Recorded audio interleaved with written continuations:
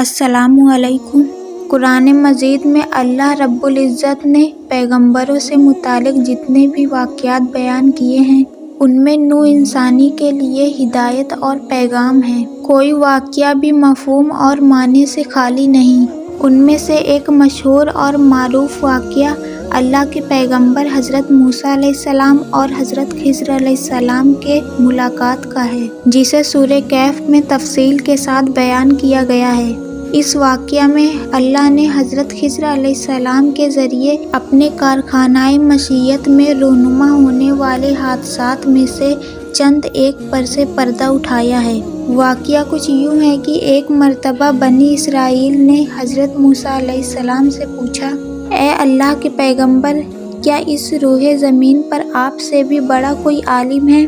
موسیٰ علیہ السلام نے فرمایا، میں سب سے زیادہ علم والا ہوں۔ لیکن اللہ تبارک تعالیٰ کو حضرت موسیٰ علیہ السلام کی یہ بات پسند نہ آئی، لہٰذا موسیٰ علیہ السلام پر وحی آئی کہ ہمارا ایک بندہ مجمع البحرین پر ہے جو آپ سے زیادہ علم رکھتا ہے۔ اس پر حضرت موسیٰ علیہ السلام نے اللہ سے درخواست کی کہ انہیں اس شخص سے ملاقات کرنی ہے تاکہ انہیں جو غیر معمولی علم عطا ہوا ہے اس سے آپ استفادہ کر سکیں۔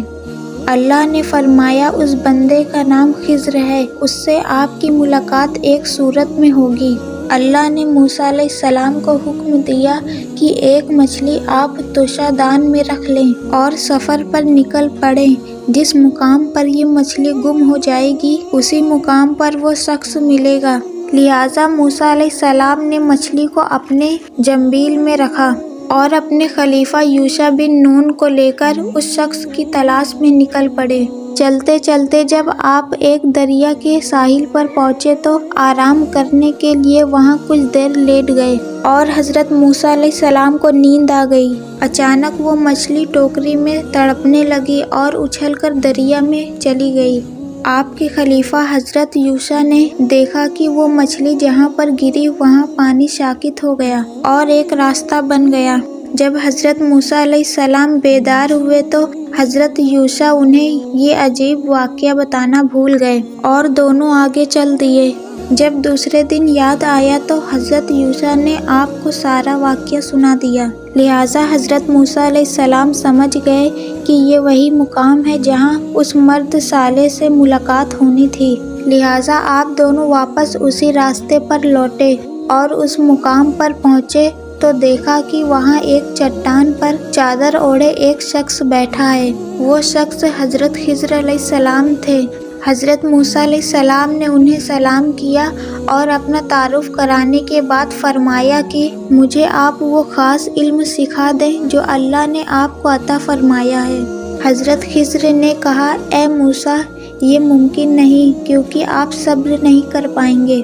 لیکن حضرت موسیٰ علیہ السلام نے اصرار کیا اور کہا، انشاءاللہ آپ مجھے صبر کرنے والا پائیں گے۔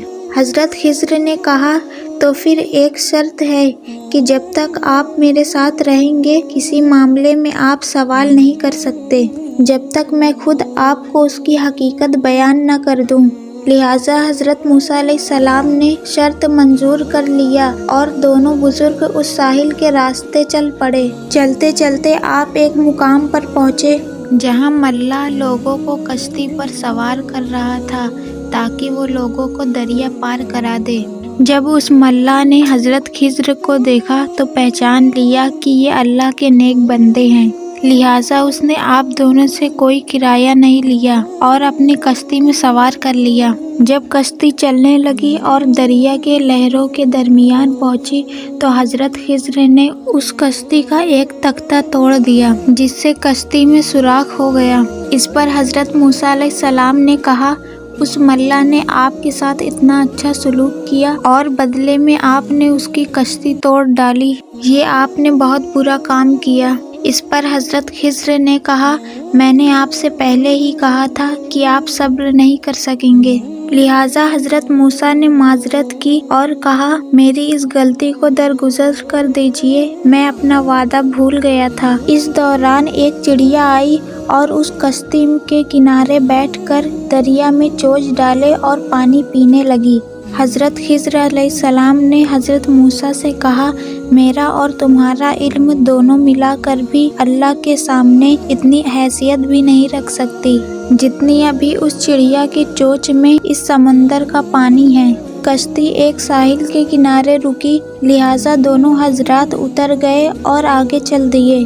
راستے میں انہیں ایک بچہ نظر آیا جو کھیل رہا تھا۔ حضرت خضر آگے بڑھے اور اس بچے کی گردن مروڑ کر اسے قتل کر ڈالا۔ یہ دیکھ کر حضرت موسیٰ علیہ السلام غضبناک ہوئے اور غصے میں بولے، یہ آپ نے کیا کر ڈالا؟ آپ نے ایک معصوم نفس کی جان لے لی۔ خضر علیہ السلام نے کہا، میں نے کہہ دیا تھا کہ آپ میرے ساتھ صبر ضبط نہ کر پائیں گے، لہٰذا حضرت موسیٰ پشیمہ ہوئے اور فرمایا، بس آخر مرتبہ میری غلطی کو نظر انداز کر دیجیے۔ اگر میں نے دوبارہ کوئی سوال کیا تو آپ مجھے اپنے ساتھ نہ رکھنا، بلکہ میں خود ہی آپ کا ساتھ چھوڑ دوں گا۔ پھر دونوں حضرات ایک گاؤں میں پہنچے۔ طویل سفر کی وجہ سے دونوں تھک چکے تھے، لہٰذا آپ دونوں اس گاؤں میں موجود لوگوں کے دروازے پر گئے اور درخواست کی کہ انہیں وہاں کچھ دیر کے لیے پناہ دے دیں، مگر اس گاؤں کے لوگوں کے اندر سے رحم و انسانیت کا جذبہ مر چکا تھا۔ انہوں نے راہگیر کی مدد کرنے کے بجائے انہیں پناہ اور کھانا دینے سے انکار کر دیا تھا اور انہیں وہاں سے دھتکار دیا۔ جب اس گاؤں سے جانے لگے تو خضر علیہ السلام نے دیکھا وہاں ایک مکان ہے جس کی دیوار پرانی ہو گئی اور وہ جھکی ہوئی تھی۔ وہ دیوار بہت جلد گرنے والی تھی، لہٰذا حضرت خضر نے بڑی محنت سے اس دیوار کی مرمت کی اور اسے سیدھا کر دیا۔ اس پر موسیٰ علیہ السلام نے کہا، بستی والوں نے نہ ہی ہمیں پناہ دی اور نہ ہی مہمان نوازی کی، اس کے باوجود آپ نے ان کا یہ دیوار سیدھا کر دیا۔ آپ کو چاہیے تھا کہ اس کے بدلے ان سے کچھ اجرت ہی لے لیتے۔ لہٰذا حضرت خضر علیہ السلام نے فرمایا، اب تمہارے اور میرے راستے الگ ہوتے ہیں۔ افسوس کہ تم سے صبر نہ ہو سکا، لیکن میں تم سے جدا ہونے سے پہلے ان کاموں کی وجہ بتا دیتا ہوں جو میں نے کیے۔ اس کشتی کو توڑنے کی وجہ یہ تھی کہ وہ ملا اپنی کشتی کو لے کر ایک ایسی جگہ سے گزرنے والا تھا جہاں ایک ظالم بادشاہ کی حکومت ہے اور وہ ان علاقوں سے گزرنے والی ہر کشتی کو ضبط کر لیتا ہے۔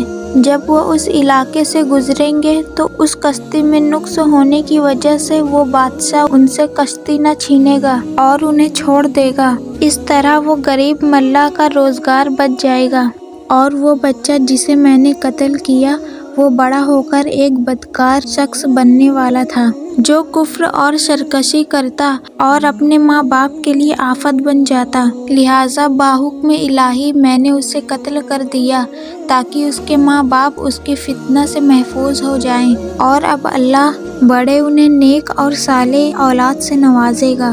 وہ دیوار جس کی میں نے مرمت کی، اس دیوار کے نیچے ایک خزانہ دفن ہے جو 2 یتیم بچوں کی وراثت ہے اور جسے ان کے باپ نے وہاں دفن کروا دیا تھا۔ اگر وہ دیوار گر جاتی تو اس بستی کے لوگ وہ خزانہ لے لیتے، مگر اب وہ خزانہ محفوظ ہے اور جب وہ یتیم بچے جوان ہوں گے تو وہ خزانہ انہیں مل جائے گا۔ اس طرح ان کی اصلی وراثت اصلی حقدار تک پہنچے گی۔ یہ سارے کام میں نے خود اپنی مرضی سے نہیں کیے، بلکہ یہ اللہ کا حکم تھا جس پر تم صبر نہ کر سکے۔ یہ وہ خاص علم تھا جسے علم لدنی کہا جاتا ہے، جو حضرت خضر علیہ السلام کو اللہ کی طرف سے عطا کی گئی تھی۔ اس واقعے سے یہ پتہ چلتا ہے کہ انسان کی ظاہری نگاہ جو دکھتی ہے وہ اس سے اپنی مرضی کی نتائج عکس کرتا ہے۔